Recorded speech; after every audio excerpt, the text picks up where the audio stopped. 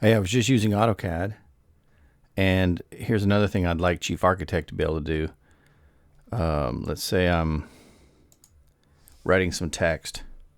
So I just go da da da da da da da da da da da da da da da da da. All right.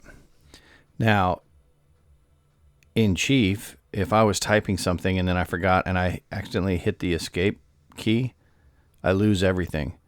But if I hit escape, look what AutoCAD does. It goes, do you want to save your text?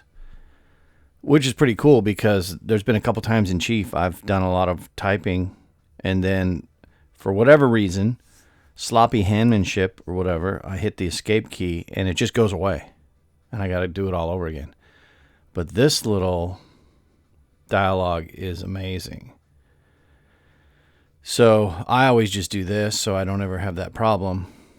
And then boom, there it is, and it saved it. And then if it was something I didn't want, just highlight it, delete it, or double click it and get in there. So there you go.